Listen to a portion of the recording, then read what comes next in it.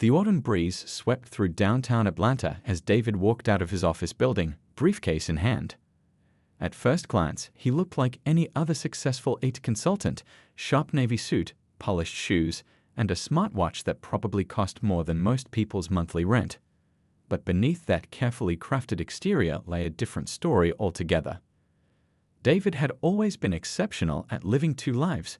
By day, he attended client meetings, fixed network security issues, and joined boring conference calls. His colleagues knew him as the quiet professional who always had solutions to the most complex problems. What they didn't know was that his real expertise went far beyond troubleshooting computer networks. Life in his upscale neighborhood was peaceful, mostly. The kind of peace that came with a hefty mortgage and carefully manicured lawns. Yet there were always those subtle moments. The slight tension when he jogged past certain neighbors, the security guard who always seemed to need extra verification when he entered his own gated community, or the way some people clutched their bags tighter in the elevator. That evening, as David pulled into his driveway in his midnight blue luxury car, Mrs. Wilson from next door was watering her prized roses. She'd lived there for 30 years and still hadn't gotten used to having a black neighbor. Her smile was always a bit too wide, her wave a little too enthusiastic, like she was trying to prove something to herself. Inside his modernly furnished home, David loosened his tie and walked straight to his home office. The room looked ordinary enough: family photos on the walls, diplomas from prestigious universities, and a stack of IT certification books on the shelf. But behind that carefully curated normalcy was a secure computer system that would make most tech companies jealous. His phone buzzed. It wasn't his regular phone, the one he used for client calls and dinner reservations. This was the other one, the one that only rang when something big was happening. The message was brief. Package needs inspection. Tomorrow. 2300 hours. David sighed, rubbing his temples. Tomorrow would be another late night, another careful dance between his two worlds. His military training had taught him discipline, but his years in intelligence work had taught him something more valuable: patience. The kind of patience you need when you're living a life that's more complex than most people could imagine. As he prepared for bed, David caught his reflection in the bathroom mirror. At 35, he still maintained the physical discipline from his military days. But it was his eyes that told the real story: alert, observant, always watching. They were the eyes of someone who had seen too much but chosen to keep serving anyway. The last thing he did before sleeping was check his security systems, a habit that had saved his life more than once. As he drifted off to sleep, David thought about his father's words from years ago: "Son, in this world, you've got to be twice as good to get half as far." He'd taken those words to heart, becoming not just twice as good, but exceptional at everything he did. Little did he know that very soon, those skills would be tested in ways he never imagined. Tomorrow would bring another mission, another chance to protect the country that sometimes seemed uncertain about protecting people like him. But that was a contradiction he'd learned to live with, just like all the others in his life. For now, he needed rest. The night ahead would require all his focus, all his training, and every ounce of the patience he'd cultivated over the years. What David didn't know was that in less than 24 hours, his carefully constructed double life would begin to unravel in ways he never could have predicted. The skills that had kept him alive in some of the world's most dangerous places would soon be tested on the streets of his own city against a threat he never expected to face. The digital clock on David's car dashboard read 11:47 p.m. as he drove home from his mission.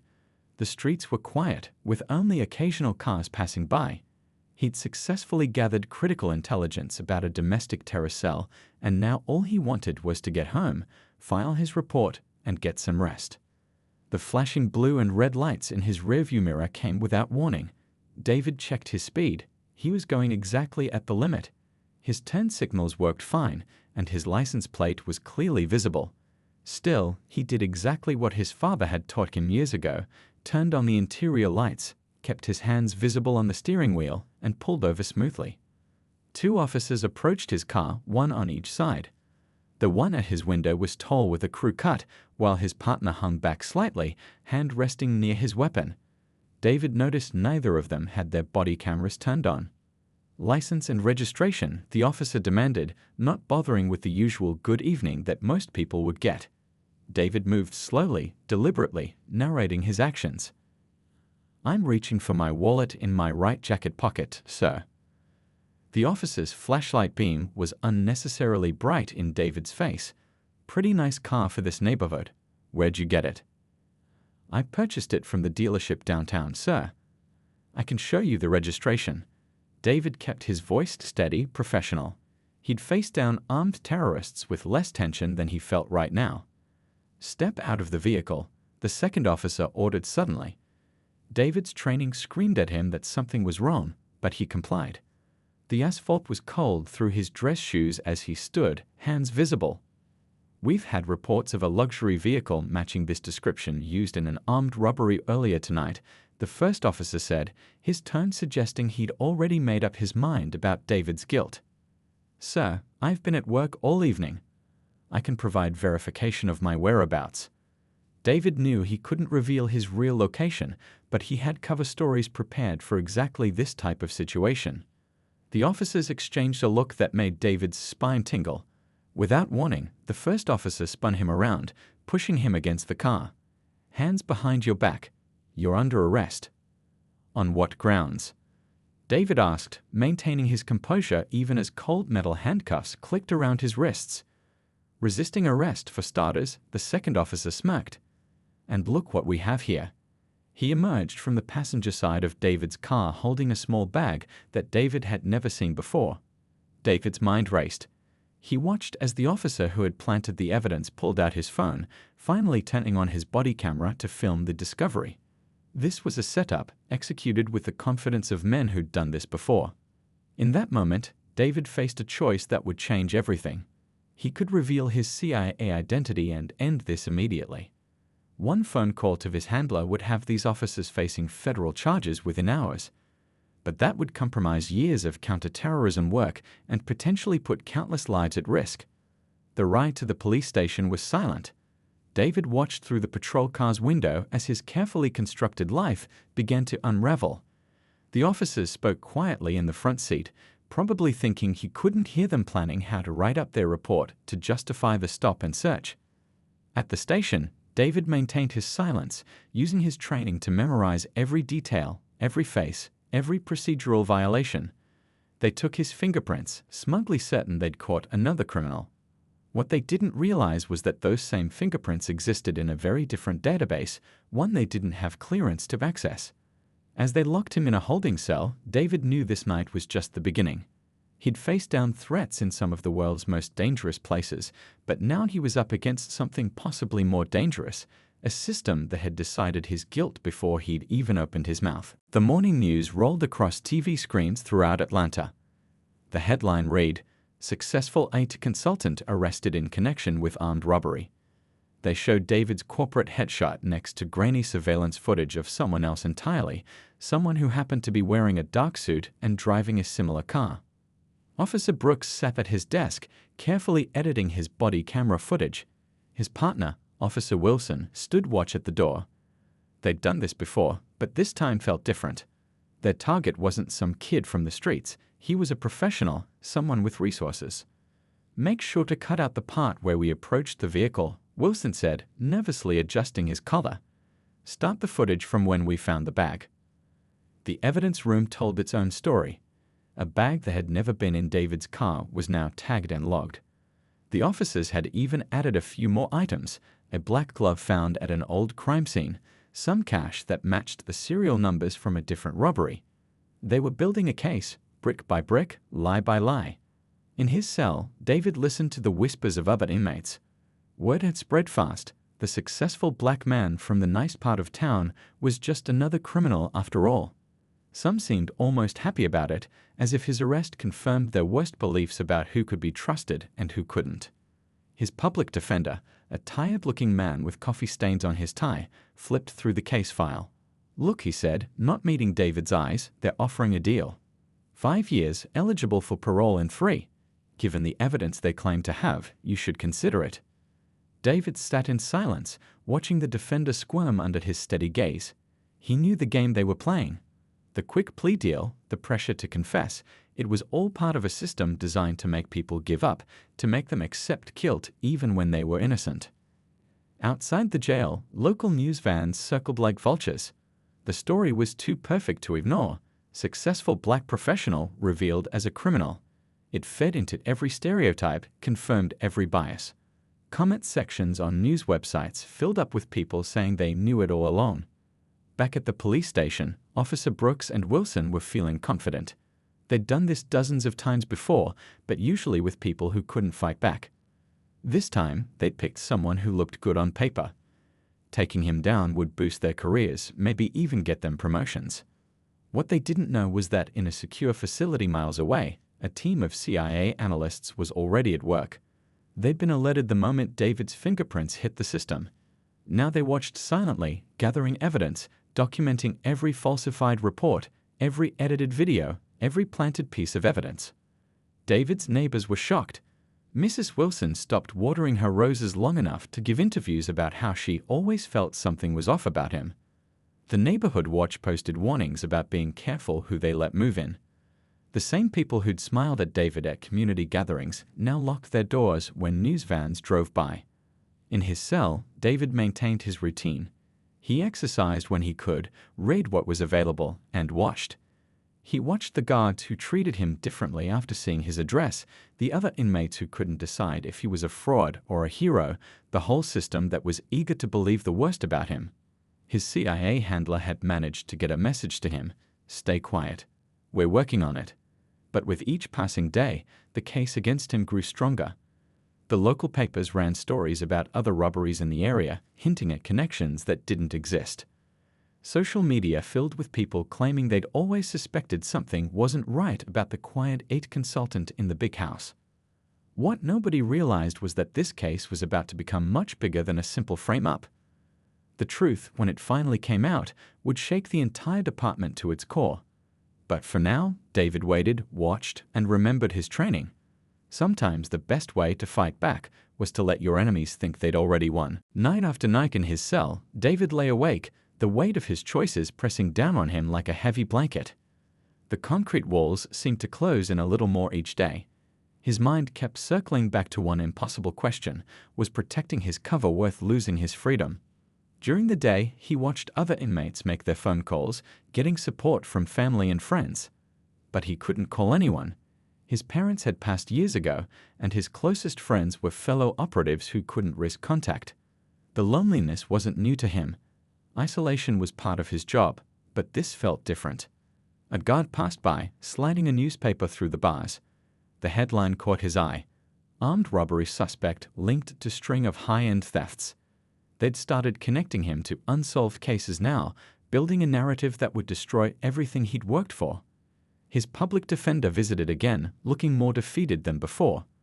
"The prosecution has surveillance footage now," he said, shuffling through papers. "They're building a strong case. Without an alibi for where you were that night." His voice trailed off, both of them knowing David couldn't reveal his true location. That evening in the prison library, David found a quiet corner and closed his eyes. His mind wandered to a mission 3 years ago. He'd been deep undercover in a foreign country, tracking a terrorist cell planning attacks on American soil. His work had saved countless lives, but nobody would ever know. Now, those same people he protected would read about him in the papers and shake their heads in disappointment. The sound of footsteps interrupted his thoughts. A guard delivered a coded message from his CIA handler: "Investigation ongoing. Maintain cover." 4 simple words that felt like a punch to the gut. They were asking him to trust the system, the same system that had put him here. Back in his cell, David started calculating. He knew exactly how to prove his innocence. One phone call to his handler, one revelation of his true identity, and this would all go away. But that would mean compromising ongoing operations. How many lives would be put at risk? How many years of careful intelligence work would unravel? He thought about his father, who taught him about sacrifice and duty. "Sometimes doing the right thing means being the only one who knows you did it," he used to say.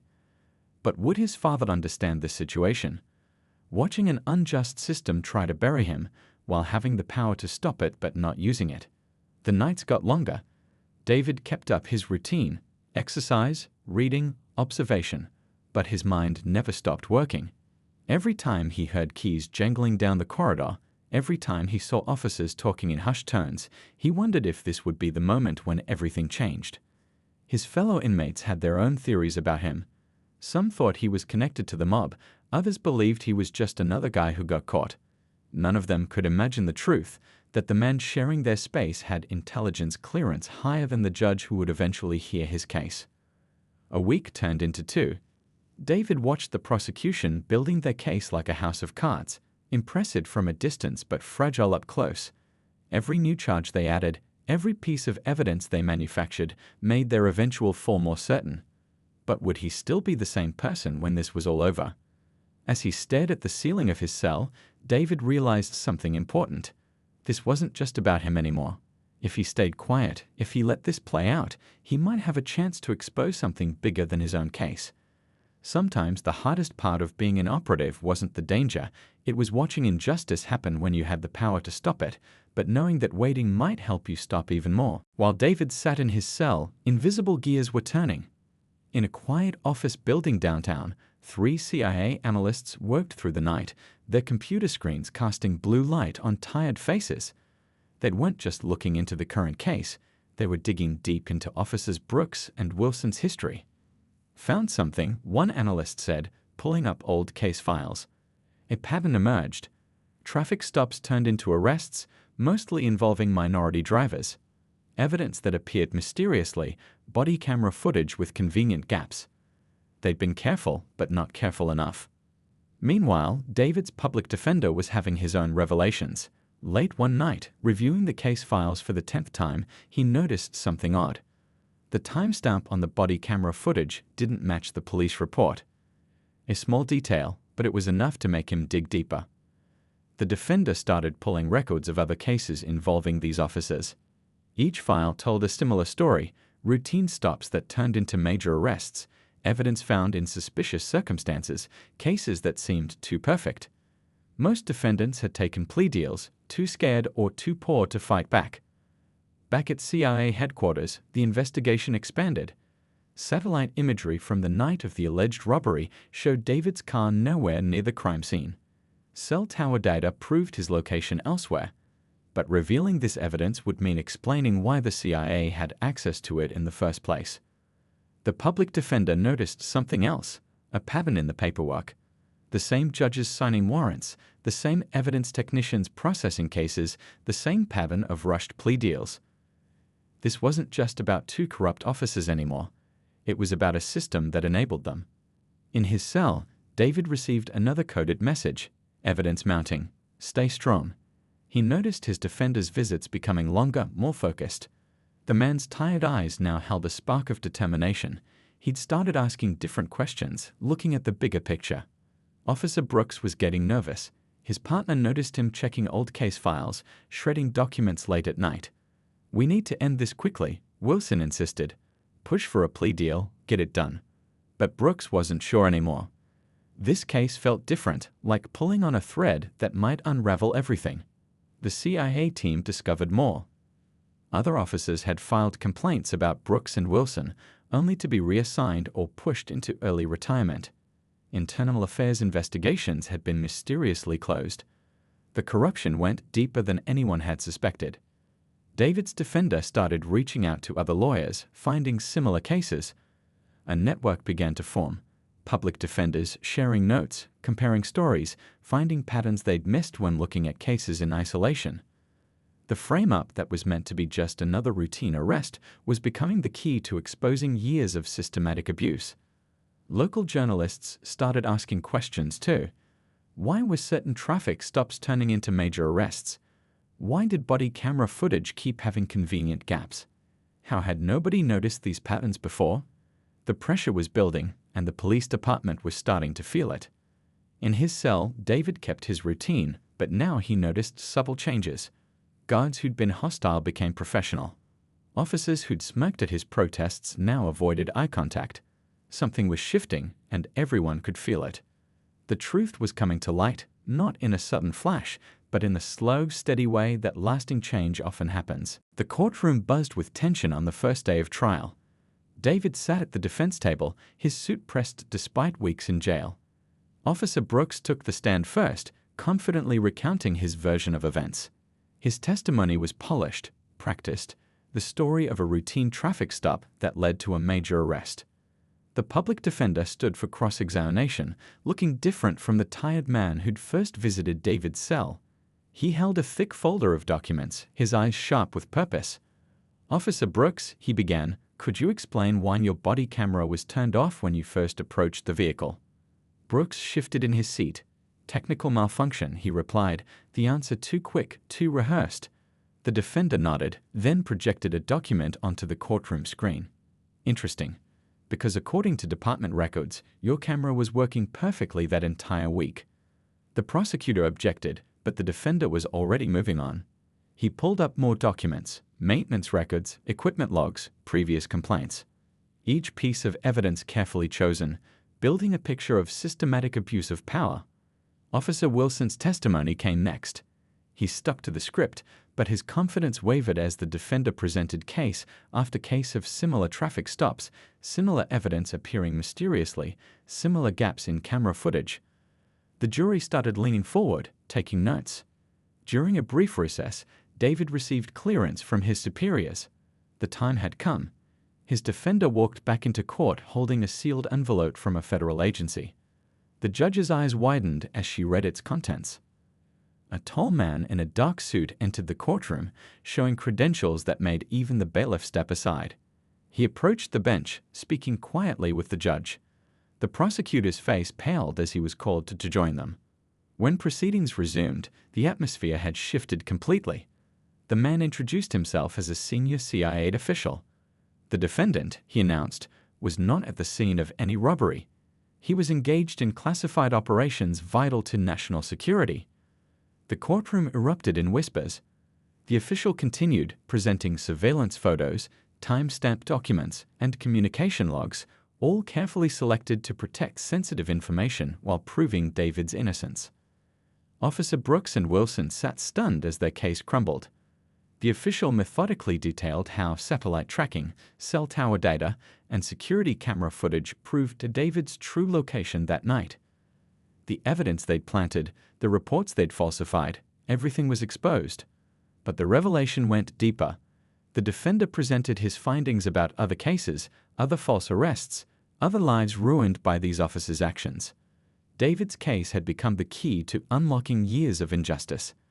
The judge's face grew stormy as the pattern of corruption became clear. She ordered an immediate investigation into all cases handled by these officers. The prosecutor, realizing the magnitude of what had been uncovered, requested a meeting with the state attorney general's office. David sat quietly through it all, watching justice unfold. His secret was out, his CIA career over, but something larger had been accomplished. As the judge dismissed all charges against him, he thought about all the others who'd faced similar injustice without the power to fight back. The reporters who'd been so quick to condemn him now scrambled to cover a different story, one about systemic abuse of power, about justice system failures, about the courage it takes to stand against corruption. His case would become a turning point, a catalyst for change in a system that desperately needed it. 6 months after the trial, David stood at a podium before the state legislature. The room was packed with lawmakers, activists, and media. His testimony about police reform had become one of the most anticipated speeches of the year. "I was lucky," he began, his voice steady. "I had resources and training that helped me survive. But how many others didn't? How many lives were ruined because they couldn't fight back?" The room fell silent, every eye fixed on him. The FBI investigation had revealed much more than anyone expected. Dozens of false arrests, hundreds of tampered evidence cases, a network of corruption that stretched back years. Officer Brooks and Wilson faced federal charges, along with several other department members who'd helped cover up their actions. David's old neighborhood had changed. The same neighbors who'd rushed to judge him now sent apology letters.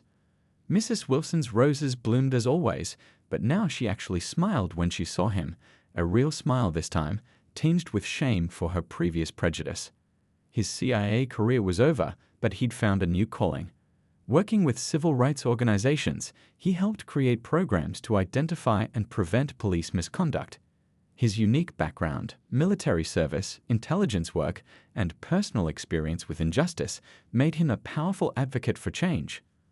The police department underwent a major overhaul. New training programs were implemented, focusing on bias recognition and community relations. Body camera policies were strengthened, with strict penalties for violations. The changes weren't perfect, but they were a start. More importantly, other departments across the country started paying attention.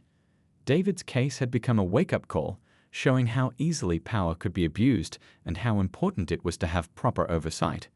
His public defender had become one of the city's most respected civil rights attorneys.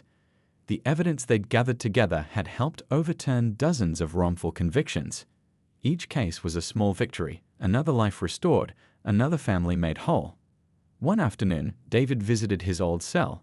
The prison had started a program to review cases similar to his, looking for other instances of police misconduct.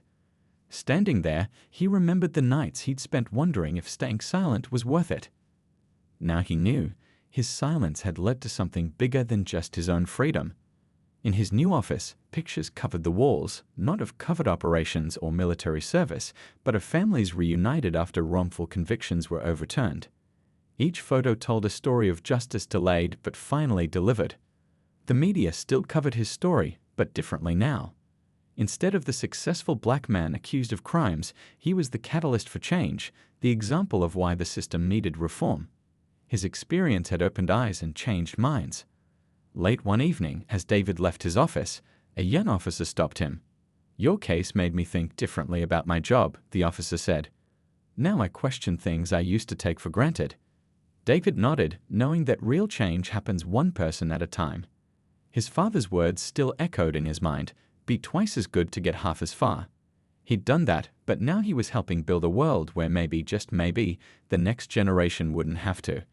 It wasn't the life he planned, but it was the one that found him, and he wouldn't have it any other way.